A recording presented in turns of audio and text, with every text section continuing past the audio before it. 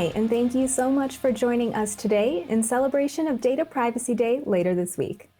I'm Safia Kazi, and I'm the Privacy Professional Practices Principal at ISACA, and I'm excited to introduce you to our two subject matter experts here with me today. Joining us are Michelle Finneran Dennedy and Ann Toth, who are both members of ISACA's Digital Trust Advisory Council. So let's get started with some brief introductions. Michelle, can you please tell us a little bit about yourself? Yeah, hi. Thank you so much. And thank you for having me. My name is Michelle Dennedy. I'm the CEO of a company called Privacy Code. We are a privacy engineering and governance platform. So you can plan, build, measure, and prove your privacy effectiveness. Thank you. And Anne, can you introduce yourself, please? Yeah, absolutely. I'm Ann Toth. I am a digital trust and tech policy consultant.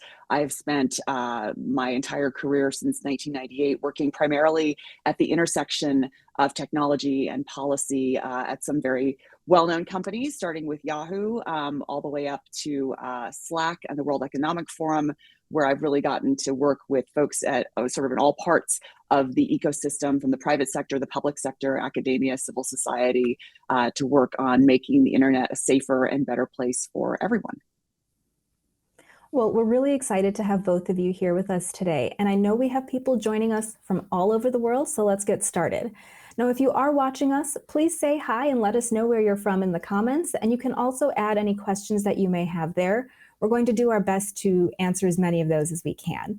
But let's start by digging into privacy and emerging tech, including IoT. I think a lot of times the average person just doesn't know about how much information IoT devices in their homes are collecting. Recently, I was reading an article about a robot vacuum that took photos in a house just for mapping purposes. But one of those photos was of a person using the restroom, and then that photo ended up online. And what would you tell the general public about the data collected by IoT devices? And what are some safeguards that should be put in place? Well, first of all, that particular example is a little inflammatory only because that was a beta program. And so I think there's some special circumstances around that specific program with the vacuum in that instance. But one of the things, my most recent role was inside of well-known company, was working on the Alexa product. And the devices and Ring cameras are all sort of, I think, one of the most common examples of IoT in people's homes. What we discovered there is that during the setup process, consumers want to know more about security things.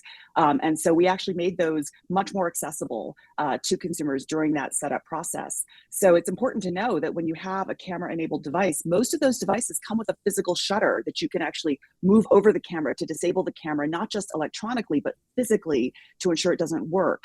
Same thing with microphones. Very often, there's a way for you to actually mute the microphone on the actual device itself. And those options are made very visible to you, not just in the interface of the design, but in the setup process. And I encourage customers to take more interest in actually using some of those settings. I think that that's the thing that that we found, is that they're there, but customers don't use them quite as often as perhaps they should. Yeah, that's fantastic. That brings me to my next question. Michelle, how can we go about better educating people about IoT devices to help them get the most benefit from those smart devices while also making their privacy preferences and considerations known? Yeah, it's such a good, I think it's a good approach to really understand what is this thing, and is it a thing over here, and we're doing rational, reasonable things over there?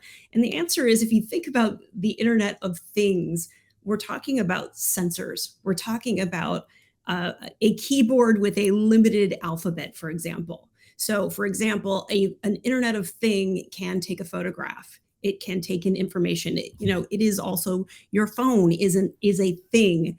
It is things that are putting information and data onto a platform, which is we're calling the internet, right? A shared group.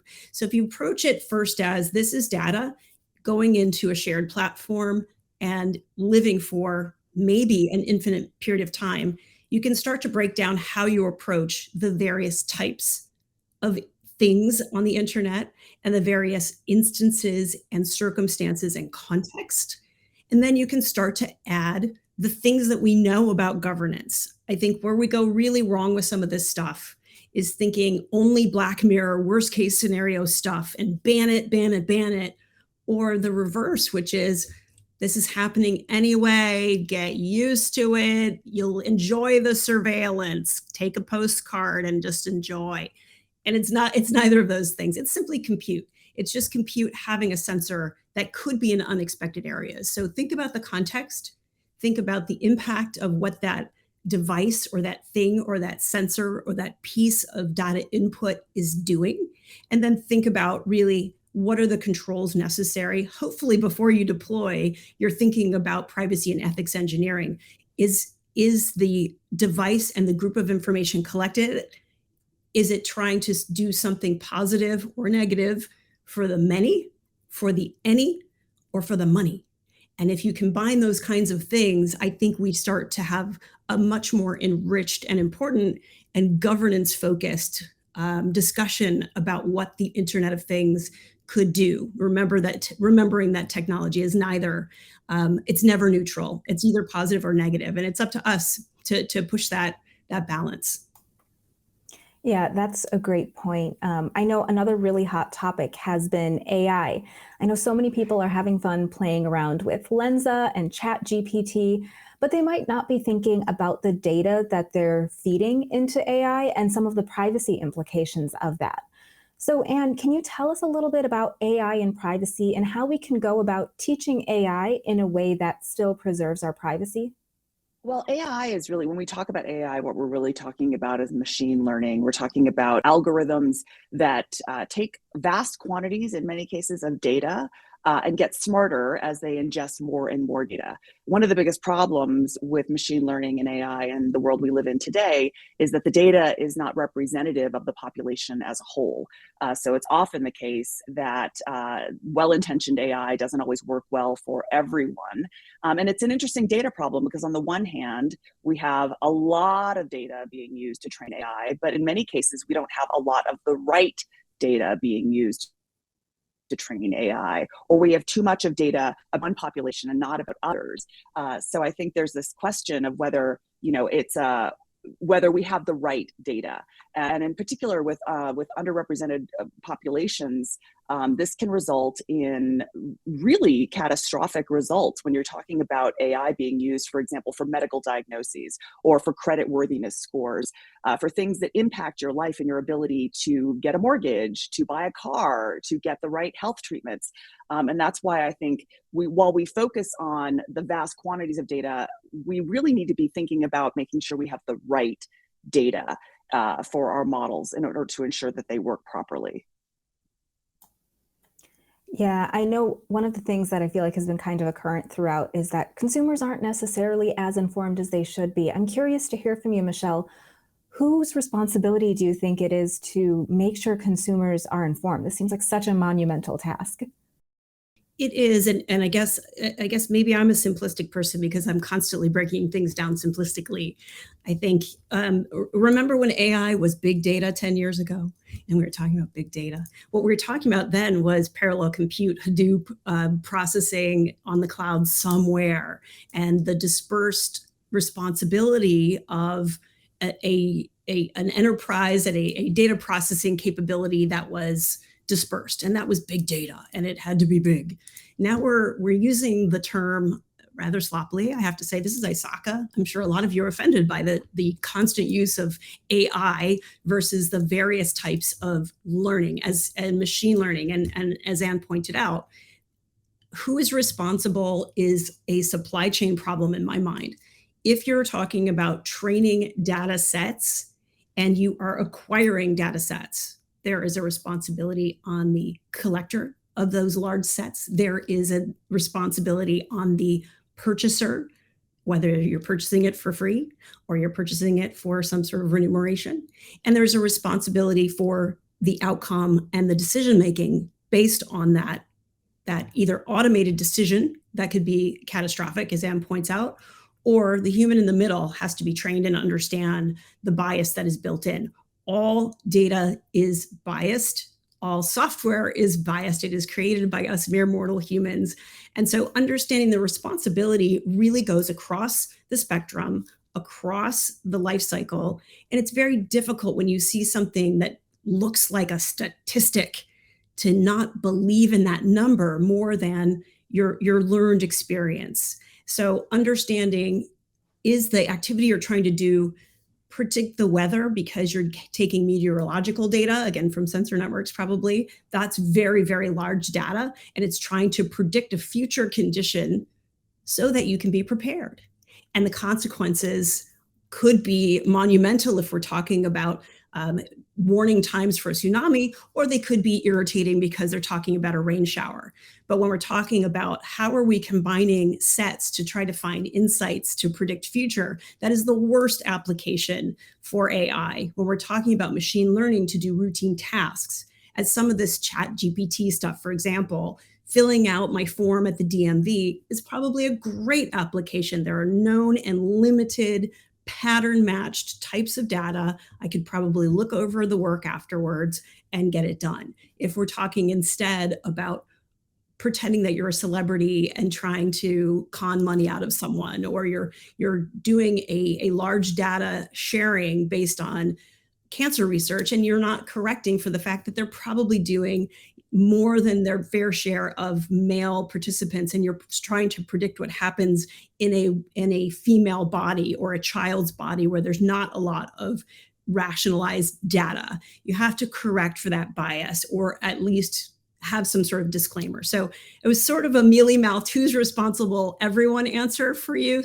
But I really do believe that if we look at this as data ingestion and use, we can start to attack this problem. I'd love to jump in on this one. So one of the reasons why you're seeing a march towards greater and greater regulatory involvement in privacy today is in large part because the gap between the way technology works and the way the average consumer understands it is growing exponentially and will continue to do so as technology gets more sophisticated. You can't expect a consumer who, might have a high school or maybe a college education to be a PhD in AI and machine learning and understand the implications of every choice that they make.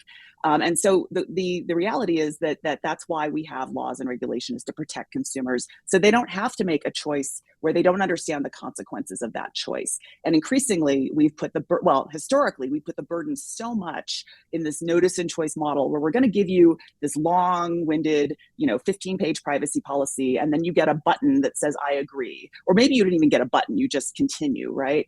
And in that moment, you've agreed to a contract that you've never read, you don't understand, and you don't have the capacity to understand because you don't understand the underlying technology. So more and more, I think when we see regulators step in to try to create privacy law, privacy regulation, and increasingly even regulate AI and ethics, what they're trying to do is to protect consumers from having to make a choice that is by definition uninformed. And so I think it is our obligation to bring citizens and consumers along on the journey to do our best to inform them.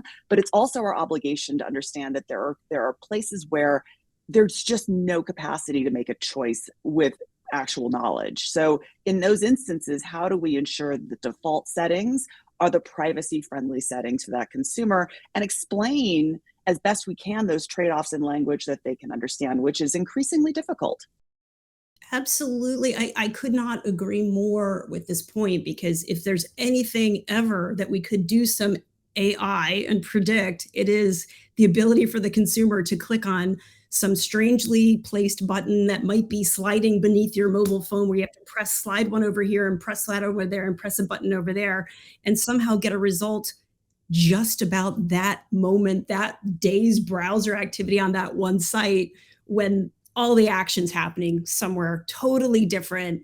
So I totally agree with this. And I think it's actually, it's I don't know if the word is ironic or just there is a God and she is funny. But when my old boss Scott McNeely said, "You have no privacy, get over it," he's an unapologetic libertarian. He wants no regulations.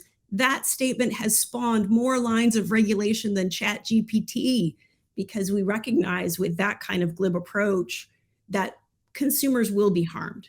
There will be people who absolutely, even if they did say, yes, you're explaining this horrible thing to me, still have no control on the back end and cannot, we're not being parental. We're trying to put the blame and the responsibility where it is due, like food safety, like manufacturing of faulty goods or building bridges that we drive on.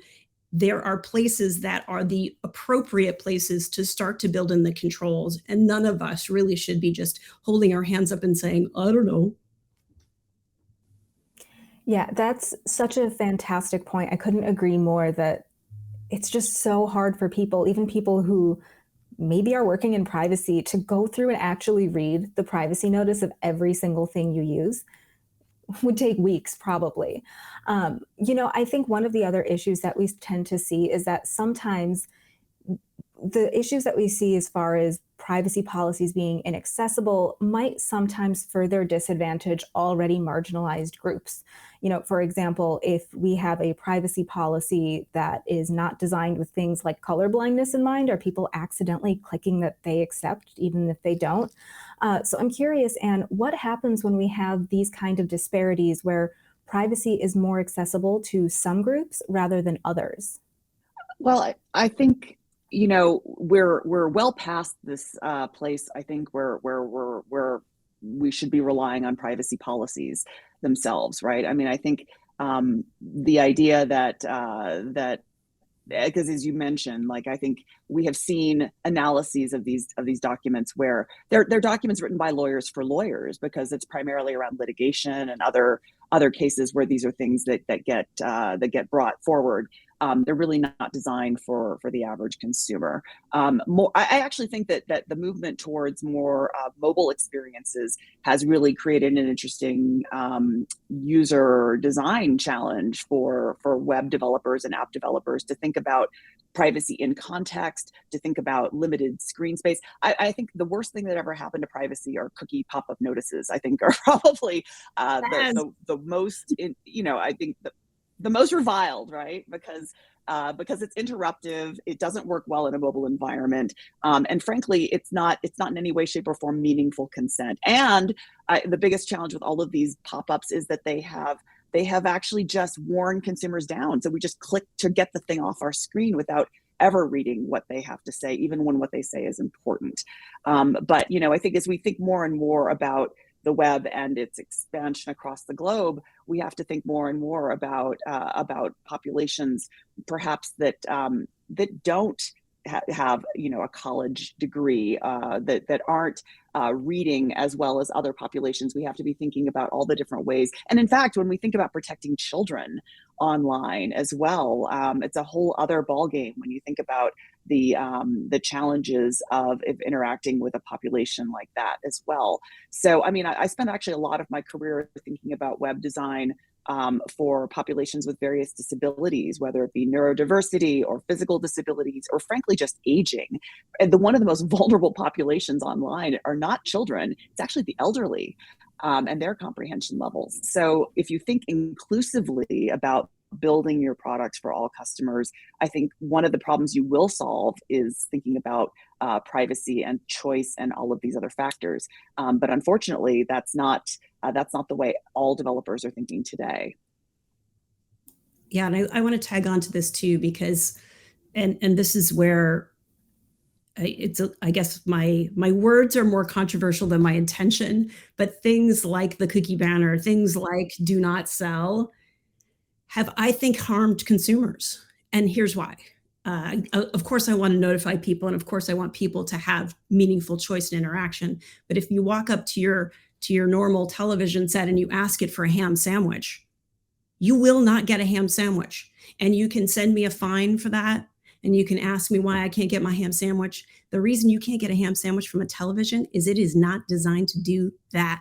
So when we tell people we're going to put some sort of a slap-on interface and say, you can now dictate to a $1 trillion engine of money to stop doing your 0.0001 cent piece of that pie without having the concomitant engineering that has to go into putting those things in place, understanding that you should have a demand for an inventory of your data should have come before a demand for an interface to tell people, because what happened is we put all our resources trying to make our consumers happy instead of doing the thing that could make their data healthier. And so you have to have this balance. Of course, we need to have good, meaningful regulation, but I think having more of the ISACA community communicating with what is possible, how can we reimagine a different way of communicating? So we are addressing lower vision, lower maybe cognitive ability, or for our seniors, for example, many of them living in senior homes or group living circumstances, they don't have individual rights on what they're getting and what they're experiencing. And yet having something like Second Life or Metaverse, whatever we're going to call it this generation, would be wonderful for them. There's a pandemic of loneliness on this planet that can be, really enhanced by what we're building here today. But it's not going to be click this button or sign on behalf of your loved one, and suddenly a ham sandwich pops out of a television set. Yeah, that's a really interesting analogy. Now I'm hungry.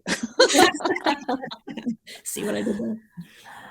So now the next thing I wanted to talk about is privacy and trust. I'm curious, Michelle, can you tell us a little bit about why those two ideas are so closely linked? Yeah, I think so. Privacy, I think, because I first of all, welcome everybody. If you can see the roll call, we are together here in a global community, and I love it so much. I think defining privacy and data protection, whatever you call this thing, the way I look at privacy and that underlying bundle of rights, whether it's the human right to have self-determination, whether it is the right to have independent thought and secrecy sometimes, and public displays that cannot be perverted and lied about later. I think of privacy as the authorized processing or storytelling or sharing, any kind of processing, even storage of information that describes humans. And the minute you are describing a single human, whether you're calling them, King's Road, or you're calling them that human carbon sack of Michelle, every time we process that thing, we are thinking about what is the moral, ethical, legal, and sustainable, reasonable curation of that story. And so when we think about privacy in that way, is authorized processing throughout its life cycle, responsible processing and building, and constant rebuilding when circumstances in context change, you can start to see why what we do is privacy engineering. And we allow you to have enough access, information, or if you are not in a position to really interact with the system, we have sort of a moral rights that we're going to provide something that's not harmful. And that is the thing that sets up the user to start to have enough information or enough intuition to trust. I don't think trust is something that you build. I think it's something that you earn. Yeah, I like that. Now, yesterday I did a webinar about our findings from our State of Privacy report, and one of the big things is that resources are just lacking. Privacy teams don't have the funding they need, they don't have the head count, maybe they don't have executive support. So, Anne, how can organizations go about advocating why privacy is so important and getting some of the resources that they need to do all of the things that can help establish trust with customers? I think too many organizations think of privacy as sort of an after-the-fact compliance function. They think, which, is sort of a thing you worry about. You have a set of rules you need to follow, and then you need to make sure you're following those rules and nothing but that. If you think of it as the cornerstone of building a trusted relationship over a lifetime with a customer, and you look at the lifetime value of that customer and what privacy means in that context, it's a much bigger ROI for companies to look at it in that way. And I think that's the difference. More and more, I think we're hearing corporate boards, board members talk about this and recognizing the importance of it. 10, 20 years ago, privacy was not something we talked about proactively with customers. It was seen as sort of like talking about security in the sense that nobody wanted to talk about car safety for a long time because nobody wanted to sell a car by reminding people that you could die in your car. But when you started realizing that actually consumers prioritize security in their automobiles and actually were making buying decisions based on that then all of a sudden, companies started talking more about security as a differentiator, as a competitive differentiator. And privacy has gone from being the thing that we didn't want to remind consumers, there's something that could happen with your data, be afraid. Now we're talking about privacy as a competitive differentiator. And I think you see it in some very well-known company marketing materials today about how companies are saying, we are the privacy first company. We care about your privacy. Come buy our products. And it's resonating with consumers. When you do consumer research, you realize that customers are now making buying choices and decisions about which apps, which experiences to use based on who they feel is the most trustworthy, privacy-friendly company. And when you look at it that way, it's an investment. It's not simply an insurance policy. Yeah, that's a great point. Well, those are all the questions that I had. It looks like we do have question from the audience. So this question is saying, will someone allow you to deploy policies on his or her device? I think maybe this is getting at the idea that some IoT devices don't have an intuitive interface. Like on a phone, if you download an app, you can kind of see things. I'm curious, are there possible improvements that we could make as far as IoT devices and knowing more about how to control privacy settings on something that might not have an easy user interface to access? I've seen some experimentation where companies actually tested this idea of creating like 3 different persona, right? Where you have the privacy concerned or the less privacy concerned, and then just allowing those settings to be selected, or to do like a questionnaire and then have your settings selected as a result of sort of the output of this privacy questionnaire at the beginning of a setup process. And the problem with all of that is that customers are afraid that they didn't see all the choices, and no one is at this point comfortable enough to cede that control in that way. So I haven't seen a successful model yet for that, although I know lots of people have been trying to think about how to simplify these settings so that people have to think less about them. Mm-hmm. Yeah, I was going to jump in, and it's actually I'm really glad you went first now, because it's the perfect segue of, I was going to say it depends is the weenie lawyer answer, right? It's a circumstantial thing, but I think that's the easy out. I think there's a lot of innovation to be had, particularly where the profits are still really, it's an ad-based world for a lot of the concerning sort of surveillance type IoT stuff. I don't think we're as concerned in a factory setting, for example, with IoT looking at our SCADA systems to see that, that the electricity is running, keeping the plant going, and that sort of thing. Where we get into trouble is we have denser and denser types of sensors and observational things that we like. We like our cars to stop in a parking lot, if a child runs out behind it, that you're recording and you're taking in a lot of dense information. So where that density of information, that collection is happening, we are seeing more of these experiments persona focused on who might be impacted, which I think has to start at the very beginning of your privacy engineering, is what are the business rules at play here?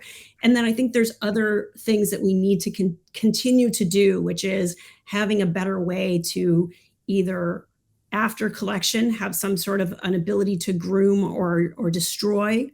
And I think if there's anything to take away of one of the fastest and best and most unintuitive in an AI soaked big data world is you need to Marie Kondo your data.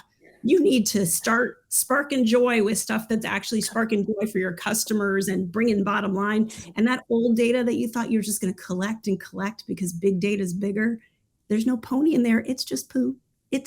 Stop digging. It's just poo.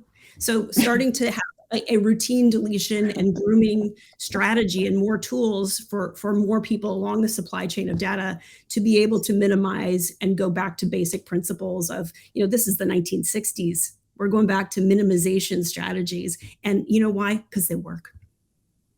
Absolutely. Well, unfortunately, that's all we have time for today. But Anne and Michelle, we really appreciate having you here. And thank you so much to everybody who joined this session. I do encourage you to download a free copy of our brand new privacy research report, which we'll put at the URL on your screen. And you'll also find some additional resources here like GDPR and CCPA audit programs, information on the CDIPSI certification, and more. Have a great day, everyone. Thanks for joining us, and we'll see you next time.